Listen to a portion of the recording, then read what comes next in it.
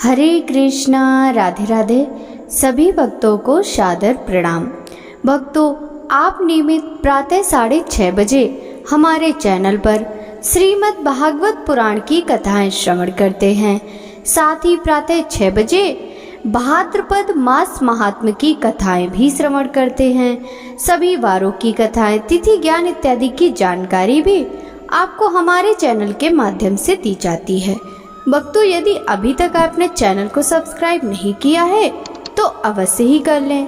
साथ ही bell icon भी press कर लें, जिससे आने वाले हर नए वीडियो का नोटिफिकेशन आपको समय पर मिल सके। श्रीमद् भागवत महापुराण के कल के अध्याय में राजा का सृष्टि विषयक प्रश्न और सुखदेव जी का कथा प्रारंभ, सृष्टि वर्णन की कथा का रसपान किया था। भक्तों, आज के इस अध्याय में विराट स्वरूप की विभूतियों का वर्णन की कथा का रसपान करेंगे। तो चलिए भक्तों, वीडियो शुरू करते हैं।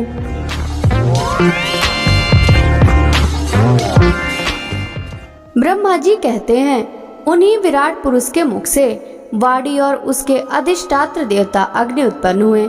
सातों छंद उनके 7 धातुओं से निकले हैं। मनुष्यों, पितरों और देवताओं के भोजन करने योग्य अमृतमय अन्न, सब प्रकार के रस, रसनेन्द्री और उसके अधिष्ठात्र देवता वरुण विराट पुरुष की जीवा से उत्पन्न हुए। उनके नास छिद्रों से प्राण, अपान, व्यान, उदान और समान, ये 5 प्राणों और वायु तथा घ्राणेन्द्रियों से अश्विनी कुमार समस्त औषधियां एवं साधारण तथा विशेष गंध उत्पन्न हुए। उनकी नेत्रेंद्रिय रूप और तेज की तथा नेत्र गोलक स्वर्ग और सूर्य की जन्मभूमि है। समस्त दिशाएं और पवित्र करने वाले तीर्थ कानों से तथा आकाश और शब्द श्रोतेंद्रिय से निकले हैं। उनका शरीर संसार की सभी वस्तुओं के सार भाग तथा सौंदर्य का खजाना है। सारे यज्ञ, स्पर्श और वायु उनकी त्वचा से निकले हैं। उनके रोम सभी उद्भिज पदार्थों के जन्म स्थान है, अथवा केवल उन्हीं के जिनसे यज्ञ संपन्न होते हैं। उनके केस, दाढ़ी, मूछ और नखों से मेघ, बिजली, शिला एवं लोहा आदि धातुएं तथा भुजाओं से प्राय संसार की रक्षा करने वाले लोकपाल प्रकट हुए। उनका चलना फिरना भुआ भुव स्व तीनों लोकों का आश्रय है। उनके चरण कमल प्राप्ति की रक्षा करते हैं और भयों को भगा देते हैं तथा समस्त कामनाओं की पूर्ति उन्हीं से होती है। विराट पुरुष का लिंग जल, वीर, सृष्टि, मेघ और प्रजापति का आधार है तथा उनकी जन्नेन्द्रियां मैथुन जनित आनंद का उद्गम है। नारद जी विराट पुरुष की वायु, इंद्री, यम, मित्र और मल त्याग का तथा गुदा द्वार, हिंसा, निरति, मृत्यु और नरक का उत्पत्ति स्थान है। उनकी पीठ से पराजय, अधर्म और अज्ञान, नाड़ियों से नद नदी और हड्डियों से पर्वतों का निर्माण हुआ। उनके उदर में मूल प्रवृत्ति, रस नाम की धातु तथा समुद्र, समस्त प्राणी और उनकी मृत्यु समाई है। उनका हृदय ही मन की जन्मभूमि है। नारद, हम, तुम, धर्म, सनकादि, शंकर, विज्ञान और अंतःकरण सबके सब उनके चित्त के आश्रित हैं। कहाँ तक गिनाएं? मैं, तुम, तुम्हारे बड़े भाई सनकादि, शंकर, देवता, दैत्य, मनुष्य, नाग, पक्षी, मृग, रेंगने वाले जंतु, गंधर्व, अप्सराएं, यक्ष, राक्षस, भूत, प्रेत, सर्प, पशु, पितर, सिद्ध, विद्याधर, चारण, वृक्ष और नाना प्रकार के जीव जो आकाश, जल या स्थल में रहते हैं, ग्रह, नक्षत्र, केतु, तारे, बिजली और बादल, ये सबके सब विराट पुरुष ही हैं। यह संपूर्ण विश्व जो कुछ भी था, है या होगा, सबको वह घेरे हुए है और उसके अंदर यह विश्व उसके केवल 10 अंगुल के परिमाण में ही स्थित है। जैसे सूर्य अपने मंडल को प्रकाशित करते हुए बाहर भी प्रकाश फैलाता है, वैसे ही पुराण पुरुष परमात्मा भी संपूर्ण विराट विग्रह को प्रकाशित करते हुए उसके बाहर भीतर सर्वत्र एक रस प्रकाशित हो रहा है। मुनिवर, जो कुछ मनुष्य की क्रिया और संकल्प से बनता है उससे वह परे है और अमृत एवं अभय पद का स्वामी है। यही कारण है कि कोई भी उसकी महिमा पार नहीं पा सकता। संपूर्ण लोक भगवान के एक पाद मात्र हैं तथा उनके अंश मात्र लोकों में समस्त प्राणी निवास करते हैं। भूलोक, भूवलोक और स्वलोक के ऊपर महालोक है। उसके भी ऊपर जन, तप और सत्य लोकों में क्रमशः अमृत, क्षेम एवं अभय का नित्य निवास है। जन, तप और सत्य इन तीनों लोकों में ब्रह्मचारी, वानप्रस्थ एवं सन्यासी निवास करते हैं। दीर्घकालीन ब्रह्मचर्य से रहित गृहस्थ भूलोक, भुवलोक और श्वालोक के भीतर ही निवास करते हैं। शास्त्रों में 2 मार्ग बतलाए गए हैं, एक अविद्या रूप कर्म मार्ग जो सकाम पुरुषों के लिए है, और दूसरा उपासना रूप विद्या का मार्ग जो निष्काम उपासकों के लिए है। मनुष्य दोनों में किसी एक का आश्रय लेकर भोग प्राप्त कराने वाले दक्षिण मार्ग से अथवा मोक्ष प्राप्त कराने वाले उत्तर मार्ग से यात्रा करता है, किंतु पुरुषोत्तम भगवान दोनों के आधारभूत हैं। जैसे सूर्य अपनी किरणों से प्रकाशित करते हुए सबसे अलग है, वैसे ही जिन परमात्मा से इस अंड और पश्चभूत 11 इंद्रिय एवं गुणमय विराट उत्पत्ति हुई है, वे प्रभु भी इन समस्त वस्तुओं के अंदर और उनके रूप में रहते हुए उनसे सर्वथा अतीत हैं। जिस समय इस विराट पुरुष के नाभि कमल से मेरा जन्म हुआ, उस समय इस पुरुष के अंगों के अतिरिक्त मुझे और कोई भी यज्ञ की सामग्री नहीं मिली।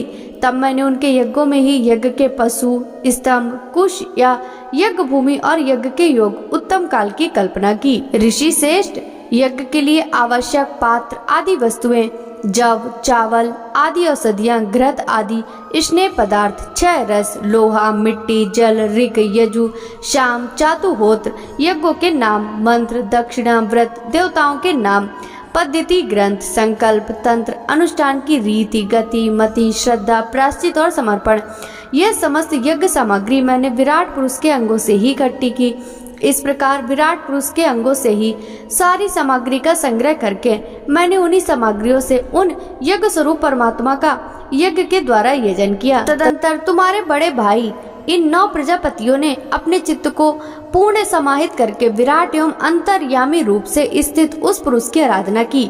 इसके पश्चात समय समय पर मनु, ऋषि, पितर, देवता, दैत्य और मनुष्यों ने यज्ञों के द्वारा भगवान की आराधना की। नारद, यह संपूर्ण विश्व उन्हीं भगवान नारायण में स्थित है, जो स्वयं तो प्राकृत गुणों से रहित है, परंतु सृष्टि के प्रारंभ में माया के द्वारा बहुत से गुण ग्रहण कर लेते हैं। उन्हीं की प्रेरणा से मैं इस संसार की रचना करता हूँ। उन्हीं के अधीन होकर रुद्र इसका संहार करते हैं और वे स्वयं ही विष्णु के रूप से इसका पालन करते हैं, क्योंकि उन्होंने सत्व, रज और तम 3 शक्तियाँ स्वीकार कर रखी हैं। बेटा, जो कुछ तुमने पूछा था उसका उत्तर मैंने तुम्हें दे दिया। भाव या अभाव, कार्य या कारण के रूप में ऐसी कोई भी वस्तु नहीं है जो भगवान से भिन्न हो। प्यारे नारद, मैं प्रेम पूर्ण एवं उत्कंठित हृदय से भगवान के स्मरण में मग्न रहता हूँ। इसी से मेरी वाणी कभी असत्य नहीं होती दिखती, मेरा मन कभी असत्य संकल्प नहीं करता और मेरी इंद्रियां भी कभी मर्यादा का उल्लंघन करके कुमार्ग में नहीं जाती। मैं वेद मूर्ति हूँ, मेरा जीवन तपस्यामय है। बड़े बड़े प्रजापति मेरी वंदना करते हैं और मैं उनका स्वामी हूँ। पहले मैंने बड़ी निष्ठा से योग का सर्वांग अनुष्ठान किया, परंतु मैं अपने मूल कारण परमात्मा के स्वरूप को नहीं जान सका, क्योंकि वे तो एकमात्र भक्ति से ही प्राप्त होते हैं। मैं तो परम मंगलमय एवं शरण आए हुए भक्तों को जन्म मृत्यु से छुड़ाने वाले परम कल्याण स्वरूप भगवान के चरणों को ही नमस्कार करता हूँ। उनकी माया की शक्ति अपार है। जैसे आकाश अपने अंत को नहीं जानता, वैसे ही वे भी अपनी महिमा का विस्तार नहीं जानते। ऐसी स्थिति में दूसरे तो उसका पार पा ही कैसे सकते हैं। मैं, मेरे पुत्र, तुम लोग और शंकर जी भी उनके सत्य स्वरूप को नहीं जानते, तब दूसरे देवता जो उन्हें जान ही कैसे सकते हैं। हम सब इस प्रकार मोहित हो रहे हैं कि उनकी माया के द्वारा रचे हुई जगत को ठीक ठीक नहीं समझ सकते। अपनी अपनी बुद्धि के अनुसार ही अटकल लगाते हैं। हम लोग केवल जिनके अवतार की लीलाओं का गान करते ही रहते हैं, उनके तत्व को नहीं जानते। उन भगवान के श्री चरणों को मैं नमस्कार करता हूँ। वे अजन्मा एवं पुरुषोत्तम हैं। प्रत्येक कल्प में वे स्वयं अपने आप में ही आपकी ही सृष्टि करते हैं, रक्षा करते हैं और संहार कर लेते हैं। वे माया के लेस से रहित केवल ज्ञान रूप हैं और अंतरात्मा के रूप में एक रस स्थित हैं। वे तीनों काल में सत्य एवं परिपूर्ण हैं, न उनका आदि है न अंत। वे तीनों गुणों से रहित सनातन एवं अद्वितीय हैं। नारद, महात्मा लोग जिस समय अपने अंतःकरण, इंद्रिय और शरीर को शांत कर लेते हैं, उस समय उनका साक्षात्कार करते हैं, परंतु जब असत पुरुषों के द्वारा कुतर्कों का जाल बिछाकर उनको ढक दिया जाता है, तब उनके दर्शन नहीं हो पाते। परमात्मा का पहला अवतार विराट पुरुष है। उसके शिवा, काल, स्वभाव, कार्य कारण मन पश्चभूत अहंकार तीनों गुण इंद्रियां ब्रह्मांड शरीर उसका अभिमानी स्थावर और जंगम जीव सबके सब उन अनंत भगवान के रूप हैं। मैं शंकर विष्णु दक्ष आदि ये प्रजापति तुम और तुम्हारे जैसे अन्य भक्तजन स्वर्ग लोक के रक्षक पक्षियों के राजा मनुष्य लोक के राजा नीचे के लोकों के राजा गंधर्व विद्याधर और चारणों के अधिनायक यक्ष राक्षस सांप और नागों के स्वामी महर्षि पितृपति दैतेंद्र सिद्धेश्वर दानवराज और भी भूत पिशाच भूत कुष्मांड जल जंतु मृग और पक्षियों के स्वामी एवं संसार में और जितनी भी वस्तुएं ऐश्वर्य तेज इंद्रिय बल मनोबल शरीर बल या क्षमा से युक्त हैं अथवा जो भी विशेष सौंदर्य लज्जा वैभव तथा विभूति से युक्त हैं एवं जितनी भी वस्तुएं अद्भुत वर्ण वाली रूपवान या अरूप हैं वे सबके सब परम तत्व में भक्त वत्सल स्वरूप ही हैं। नारद इनके सिवा परम पुरुष परमात्मा के परम पवित्र एवं प्रधान प्रधान लीला अवतार शास्त्रों में वर्णित हैं। उनका मैं क्रमशः वर्णन करता हूँ। उनके चरित्र सुनने में बड़े मधुर एवं श्रवणेंद्रियों के दोषों को दूर करने वाले हैं। तुम सावधान होकर उनका रस लो। ब्रह्मा जी कहते हैं अनंत भगवान ने प्रलय के जल में डूबी हुई पृथ्वी का उद्धार करने के लिए समस्त यज्ञ में वराह शरीर ग्रहण किया था। भक्तों आगे की कथा का वृतांत हम कल के अध्याय में श्रवण करेंगे। श्रीमद् भागवत महापुराण की यह कथा यदि आपको अच्छी लगी हो तो इस वीडियो को लाइक कर ज्यादा से ज्यादा भक्तों के साथ शेयर कीजिएगा। साथ ही वीडियो के कमेंट बॉक्स में जय जय श्री हरि विष्णु लिखना बिल्कुल भी मत भूलिएगा। आपसे मिलते हैं श्रीमद् भागवत महापुराण के द्वितीय स्कंद के अंतर्गत आगे की कथाओं के साथ। तब तक सभी भक्तों को हरे कृष्णा राधे राधे हरि बोल।